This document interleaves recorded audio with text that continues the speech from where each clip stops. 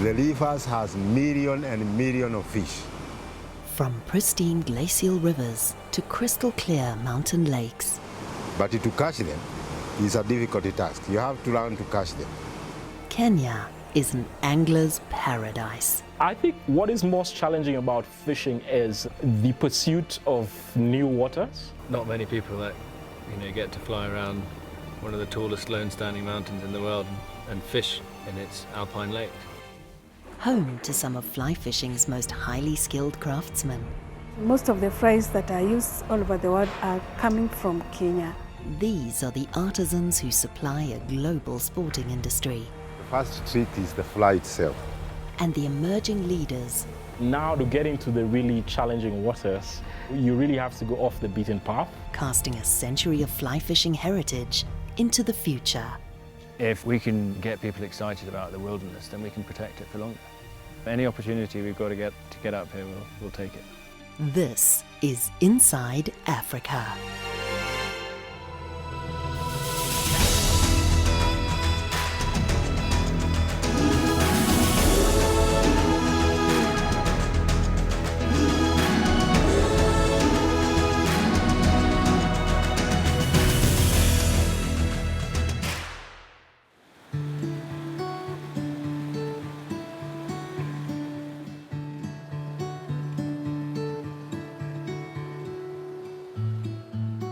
It's good to teach a child how to fish than bringing him a fish. After I'll go down and I'll be able to go fishing, they'll be able to go for themselves. And if I ask the way they ask me to bring fish for them, they'll bring for me. Yeah, good.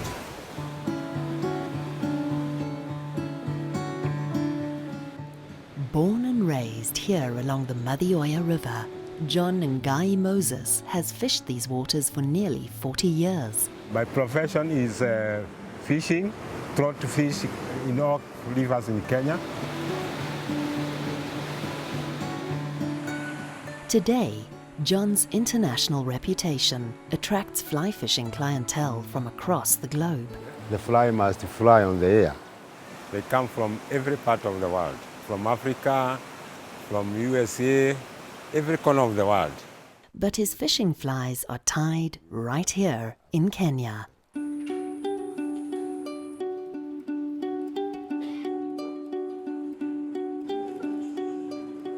My name is Susan Mwai. I am the factory manager, Gone Fishing. We manufacture fishing fries. We export to the UK, to the US, to Germany, Australia, and Sweden, all those Europe countries. The fly tying industry in Kenya started in 1930s, and from there, I think the fly tying industry in Kenya has really grown.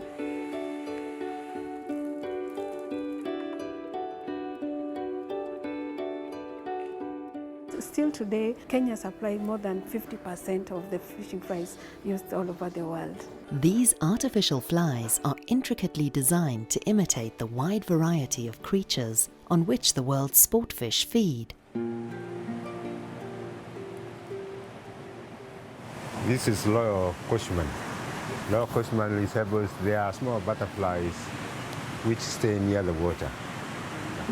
So the fish usually jump for it and catch them and eat them. So if you go fishing with Cushman, you catch a lot of fish in the rivers. A true angler is also a naturalist, selecting the perfect fly through careful, quiet study of the surrounding environment. Each bend of the river requires strategic adjustment for flow and clarity of water, overhanging foliage, and the species and life cycle of insects found along the shore. It goes with the season. Sometimes it's the larva, sometimes the pupa, sometimes it's the adult. There are some that they ask for custom fries. We always wonder about it because I don't think a fish will look at maybe very slight difference. The fish is about more than 200 meters when it is inside the water. The way your eyes are going, the way you are doing, going like this, the fish also they are looking what is that fly. but our clients always need what they really want, and that is what we deliver. Meeting the demands of international fly fishing enthusiasts requires skilled craftsmanship and close attention to detail.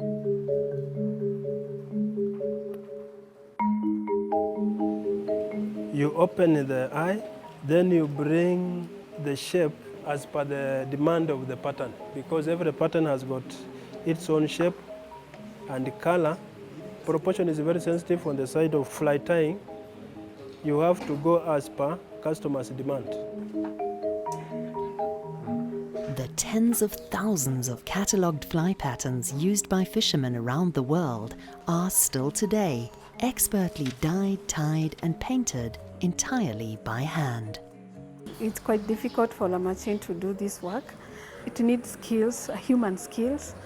We use different types of materials. This one is hen pheasant. This one is what I use for tail and wing. This one is grey squirrel. You can see it is reflecting there. This one is the gold flat. It is used for wrapping the body to make the fly very luminous. These miniature works of art have names as creative as their designs. There's one that is very interesting, like called Alice Devil. I don't understand it, why it's called an Alice Devil. We can fancy Alexandra, yellow dancers, the bloodworm, soldier palmer, Sackbags, the spider, Mrs. Simpson. It needs human judgment to tie flies. I normally dress 60 pieces per day. 60 pieces. Gone Fishing sells these flies by the dozen. We are able to make 450 dozens to 500 dozens in a day. Multiply by 12,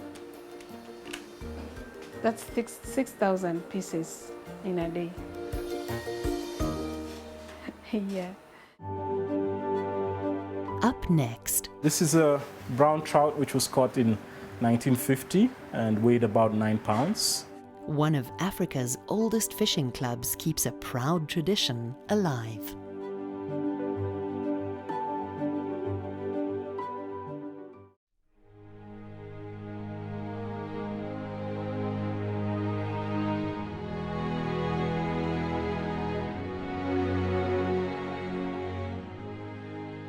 Winding down through the mist of the Aberdares Mountains and into the lush heart of Kenyan tea country, the Mathioya River is home to one of Africa's longest-standing fly fishing institutions.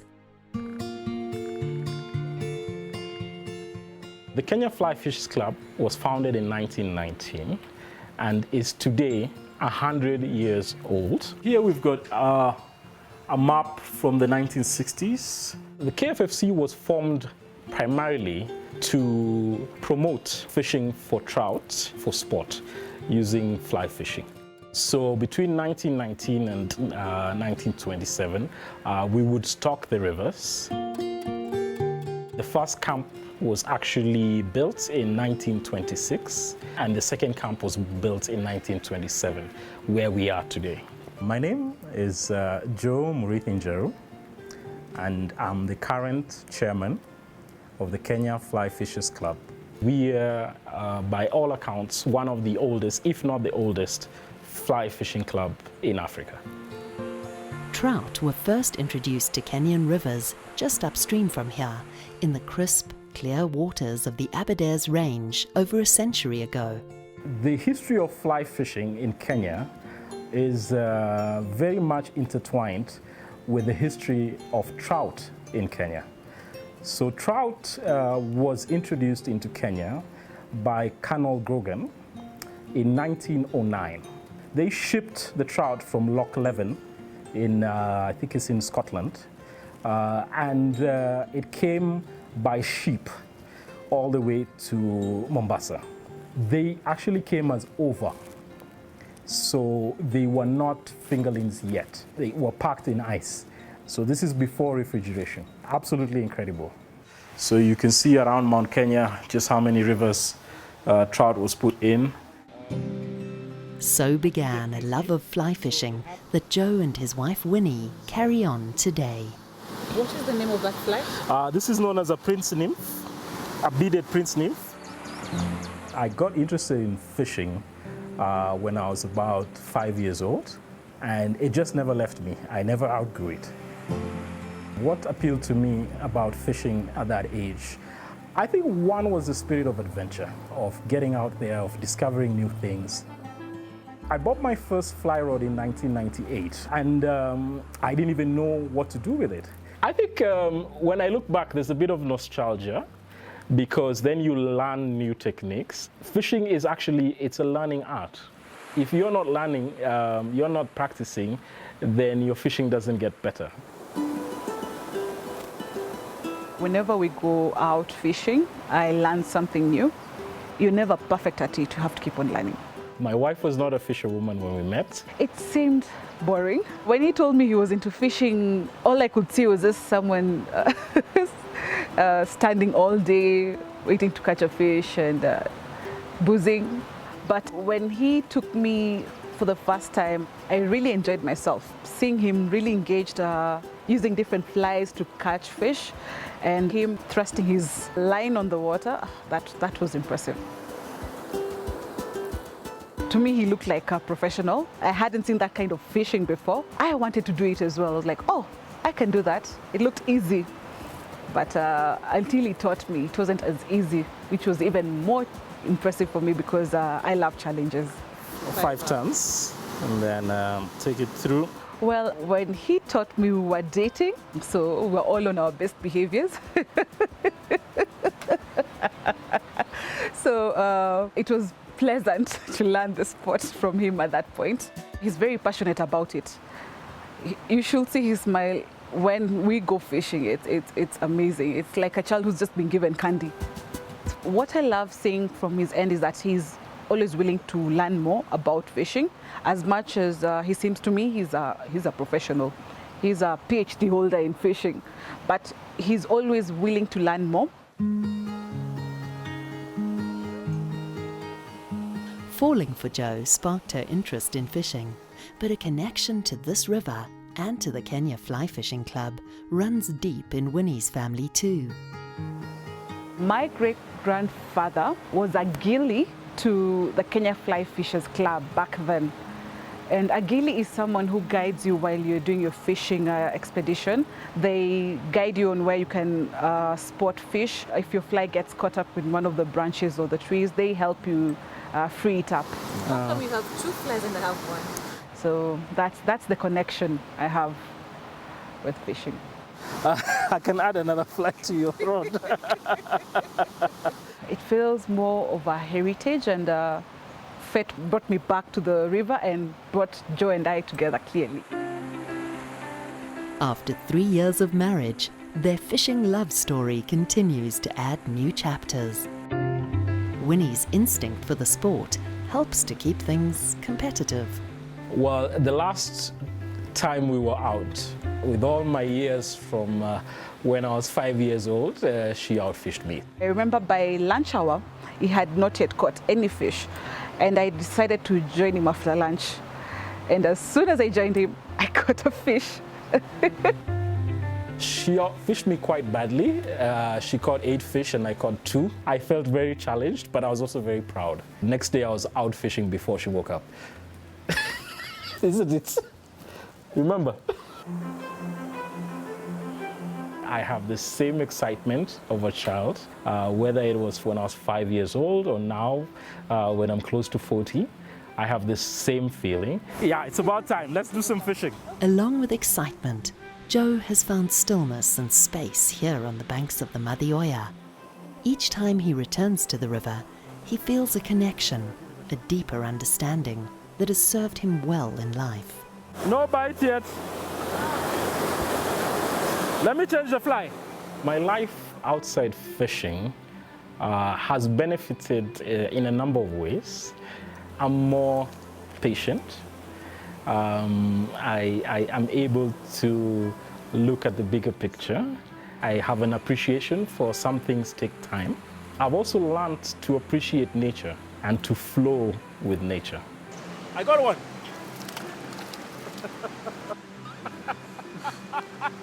Last cast. Got one. Ahead, The faster and more efficient we can be, the greater percentage survivability we'll have. high-stakes restocking efforts in Kenya's alpine lakes.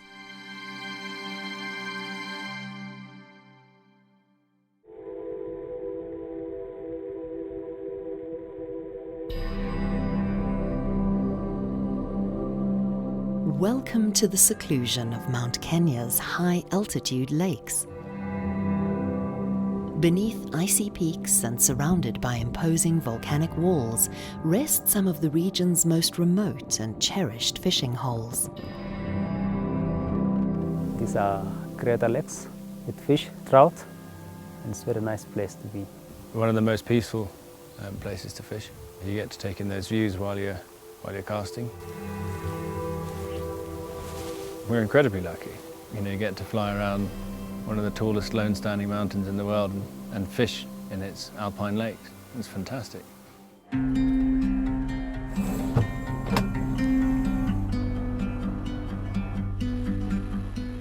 At 4,000 meters in elevation, Lake Michelson is among Africa's premier trout fishing destinations. It's a very expensive fishing trip. You know, you can't put a price tag on nature. For this once-in-a-lifetime experience, there's only one way up. Always wanted to fly helicopters. It's like a magic carpet, really. And I think that's one of the coolest things in the world. People come all the way from the States just to come and fish on this mountain. I think it's one of the most beautiful mornings you could have in the world. You know, you get up and you see something totally different. You see a whole different part of Africa. To add a bit of fishing onto the end of that it's pretty extraordinary. There is 4 lakes up here. It is this one, Rotund here, where we are now. There is Lake Alice, there is another Lake Ellis, and there is Michelson. 4 main fishing lakes in Mount Kenya. Each lake is host to a unique ecosystem and distinct trout population. There's some quite large trout that have been caught here, I think sort of 8-9 pounds. Recently we've been catching some nice fish in Alice. Yeah, I caught maybe a 4 or 5 pounder there the other day. It's male rainbow trout. It's about 2 kilos, 4.5 pounds. It's beautiful fish, isn't it? You know, there's some big fish that have been caught in Rotundu. A long time ago, before I came here, someone got 6 pounds in Rotundo. But mostly 3.5 to 4 pounds is the average. The log cabins at Rotundu, one of the sort of better fishing spots. That's where Prince William proposed to Kate Middleton, which is quite cool. I guess now I can't propose there.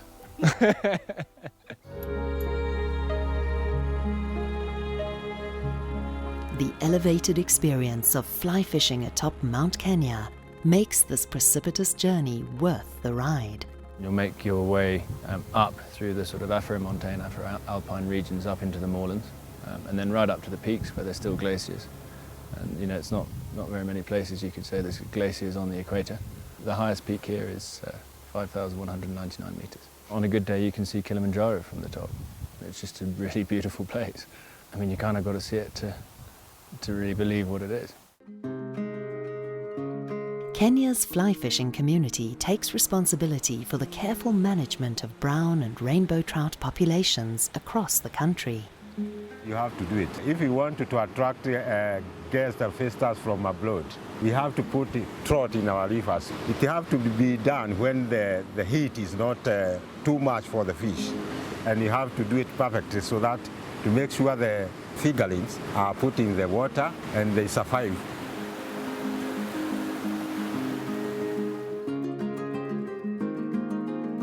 At Mount Kenya's altitudes, encircled by rough terrain and quickly changing weather conditions, restocking delicate fingerlings becomes exponentially more complicated.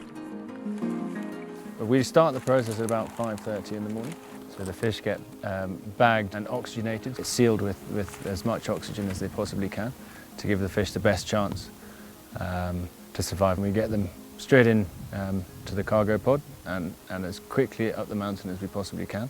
So we want to get them up there with as much oxygen still in those bags as possible.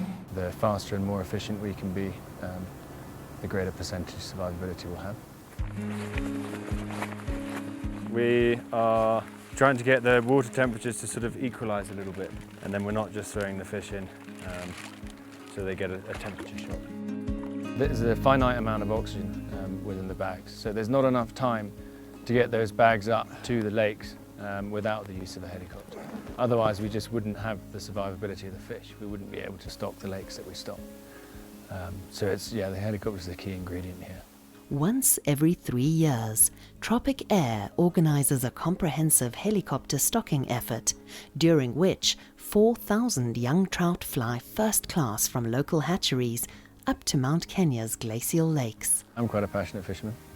Not the best, but quite passionate.